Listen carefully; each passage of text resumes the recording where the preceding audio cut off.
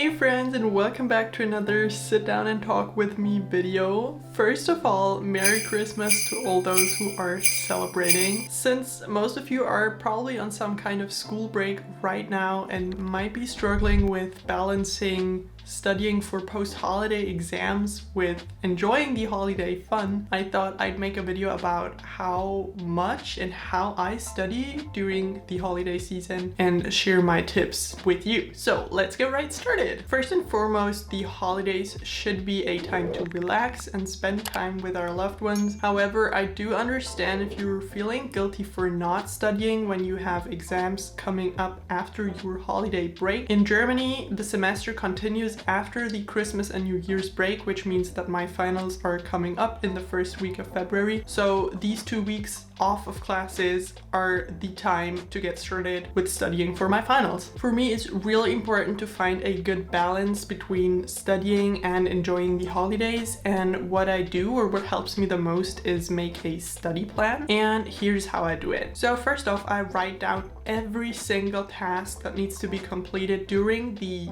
Christmas break somewhere. In my case, it's my master list in the Notion app, but you can really write it down anywhere, whatever, that's up to you. I then try to estimate how long each task will take me. Sometimes I don't know for sure, then I just schedule more time rather than less. For example, I need to write an essay, but at this point I just don't know how long that will take me, how long I'll need to get through the literature and then actually write out the text and edit it and stuff. So I just try to work on that a little bit every day. However, I also make sure to block out times in my calendar when I will definitely not be studying. That is Christmas and New Year's Eve, of course. If it wasn't for the pandemic, we would be traveling or visiting family elsewhere, so there will be more days off. But since I'm spending Christmas home, I might as well spend my days in a productive way. Also, and that's just my view, I would rather do a little bit of work every day, except for those days that I'm taking off, than taking the first week of the break off completely and then having to cram in the second week, because I realized that some tasks are taking me way longer than I anticipated. And I would say that time management is one of my strongest soft skills, and one of the reasons why I'm good at it is because I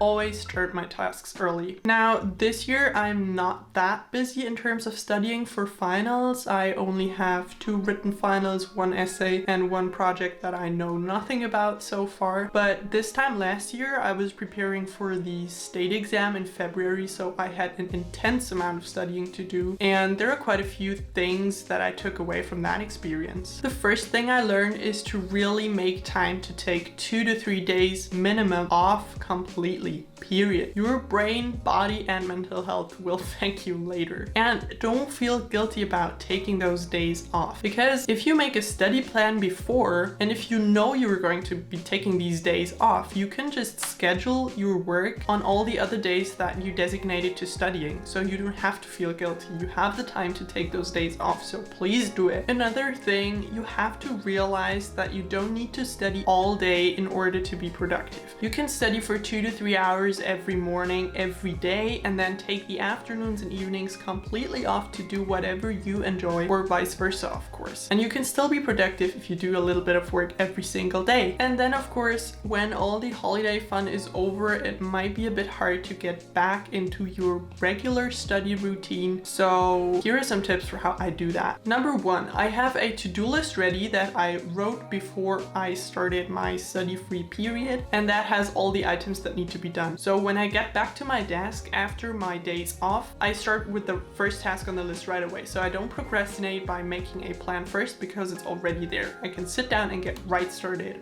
And the second thing is I start off easy using the Pomodoro method with short sessions. That could be 20 minutes of focused work and then 5 minutes of break, and then I increase the duration of these sessions slowly. However, you can obviously adjust the length of these study sessions according to your own needs. And that's basically it. I hope these tips are helpful for you to beat the in-between or post-holiday fatigue. If you learned something new, please don't forget to like this video, share your tips in the comments down below for how to study during the holiday season, and subscribe to my channel for more study tips and college life videos. I wish you a Merry Christmas and a Happy New Year. Thank you so much for watching, and I'll see you guys in my next video in 2022. Bye!